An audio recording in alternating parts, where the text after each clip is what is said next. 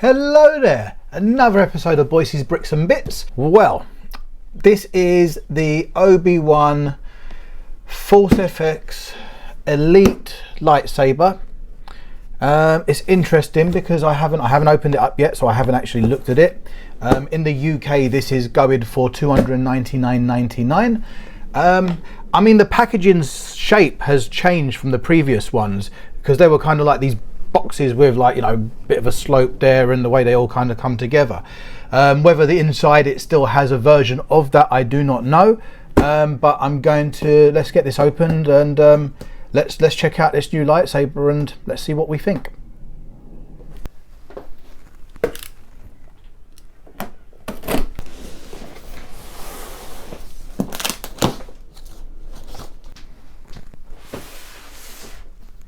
Okay, so I was mistaken. It is still one of those sloped boxes. I don't know what, it's just because of the shape of the box that it came in.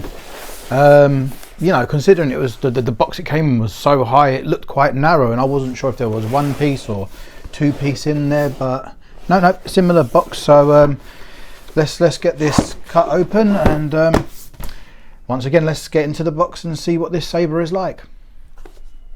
Okay, so I'll be honest, I wasn't actually expecting, like I said before, so you've still got the slope box. I mean, it's your typical boxes, I suppose, nowadays for the new Black series, where, you know, before they came in sort of like a square box that was kind of like that, and everything fit into this, I suppose, with the stand and the extra bits and pieces that you kind of need.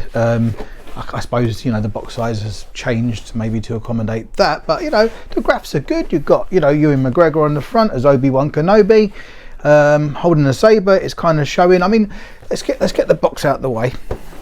One thing I'll always say about these, though, which is a shame, and I'm going to kind of compare it a little bit to my one of my customs, which I got from Saberforge, is, you know, that's the saber.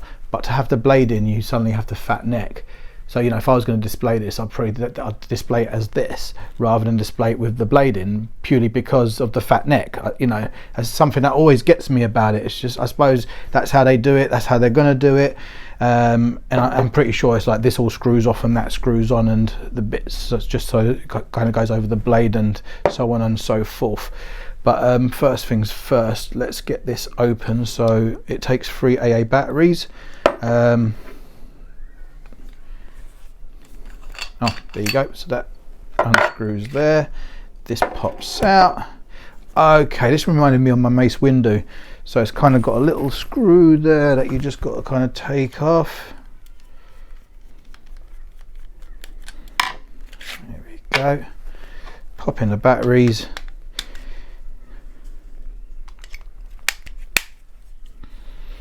I always find it funny how everything takes, even all these toys, 3 batteries now. You know, remote control will be like 3 batteries, or the next thing will be 3 batteries, and they sell like batteries in like a pack of 8. You know, and it's, you know, I kind of feel like if everything's gonna be 3 batteries, then sell it in at least 6, 9s, 12s. You know, going up so 3 can kind of fit into it, and if you need 2, that, I suppose that fits into it as well. Let's get that down. It was just the other day I needed 3 batteries. Of course, gone into the box and there was 2. So no. Okay, that goes in. There's a slot here as well, so you can't put it in any other way. It has to go in that particular way. Yep, so that fits in there. This screws back on. Okay. So that's that. I mean, does it make any sound? Okay. Do you know, my Sidious has done a similar thing. When the blade's not in, it just does a simple noise, but, you know, it doesn't do any more than that. So now we take this off. Again, the blade only goes in one way, so you've got to get the little notch to the little notch hole and the big notch to the big notch in, twist. That locks it. Then this comes all the way down. Okay. Fire up.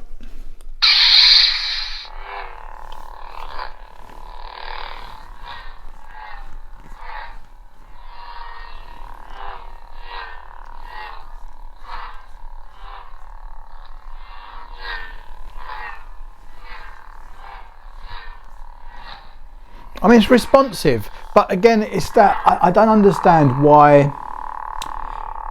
It's a nice saber, you know, for anyone collecting sabers, and you know, if you get in, whether it's the Disney Park ones or if you know, if it's the Black Series ones, such as this, you know, they're nice pieces to collect. I get that, especially anyone who's a avid Star Wars fan, and but why not make a smooth swing on it? And again, I'm just charging the other one up to sort of just compare it in a sense. I mean, lights up great, you know, that's absolutely fantastic how that works.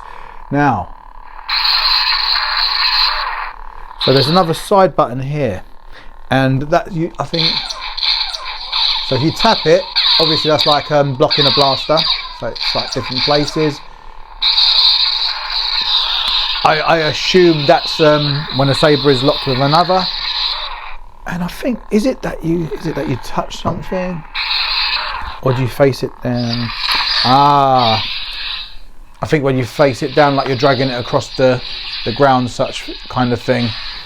So it's got a few different effects. Okay, it does have a clash, that's not a bad clash actually, I have to say.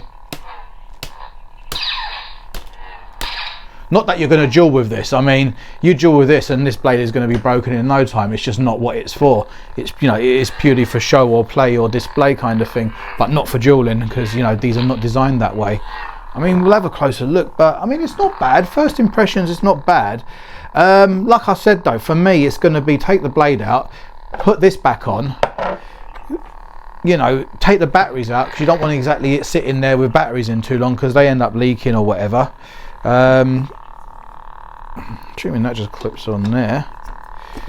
That's where the butt of the saber goes. So I suppose when it's standing, such as that, there you go.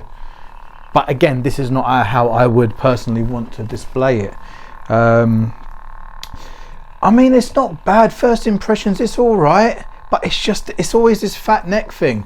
I remember I had a Master Replicas Luke, and again, it was just the size of the fat neck, and I always kind of like stop myself from getting any more of them, because it starts to irritate me after a while looking at it. That's why my Sidious is displayed without the blade, because I like the thin neck look. It sounds good. I can't grumble with that. I mean, it's not bad. It's not a bad saber.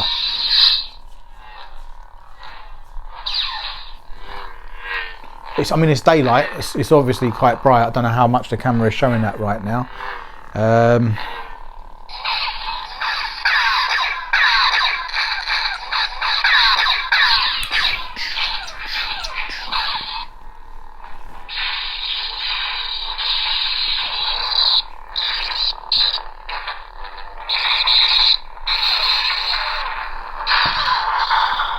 Do you know what? I think I read this or saw this somewhere. There's a kind of a routine, or whatever you want to call it. It'll do its own thing, and I can't remember if that's a double press or I don't know. I'm not sure how I set that off. I'll have to figure that out actually.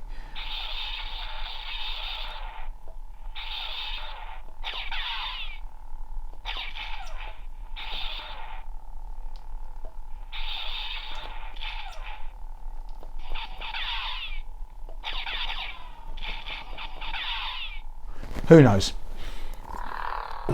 So yeah, I mean, let's have a closer look and see what we think.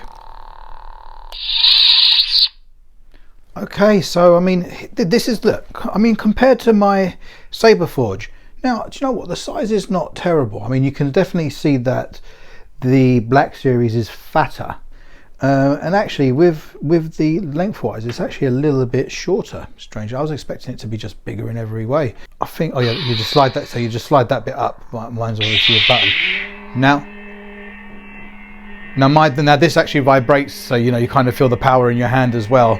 It is a baselit, and I have got the blade set at a bit more of an aqua colour rather than blue as such to what, you know, this one is.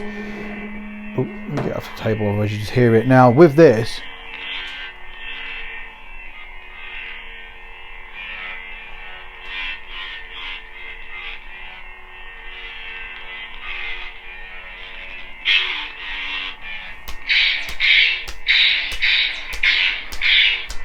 you know, the clash is very responsive.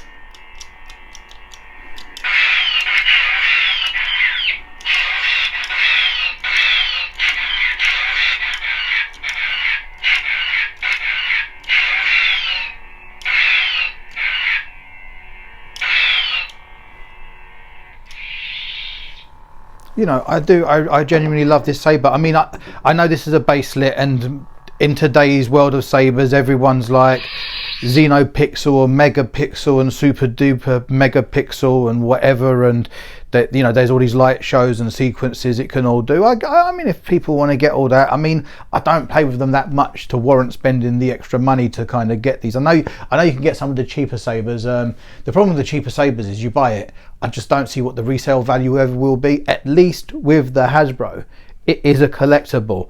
And at least with this saber as well, even though it's only a baselit, it still comes from, I suppose, a reputable company. I haven't bought sabers from, there's people that are cheaper than these, there's people that are more expensive than these, you know, you've got Vader's Vault, there's all sorts of different companies you can go to.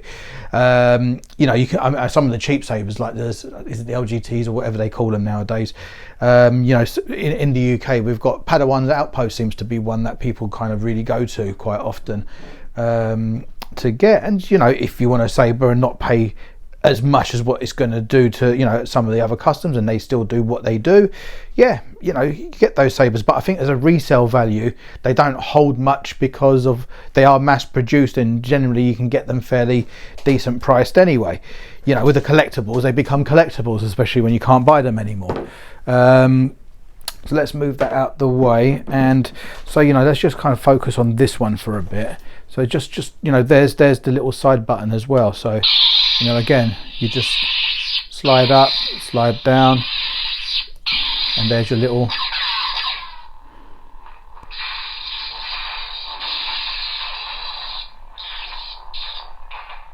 it is. Do you know what? You just actually, that is the, you know, the sequence I was talking about. That pretty much is it.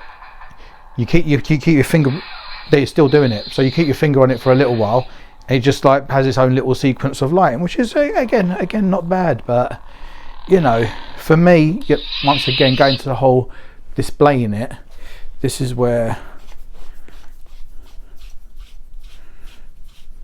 so take that off, slide that up all the way over the blade. Oh, again, press down, twist.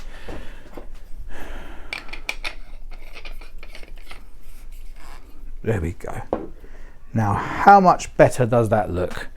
You know, just why they can't figure it out and design it, considering that you've got all these companies out there that, you know, can get a thin neck saber with everything, you know, flashing and glowing and doing this and doing that.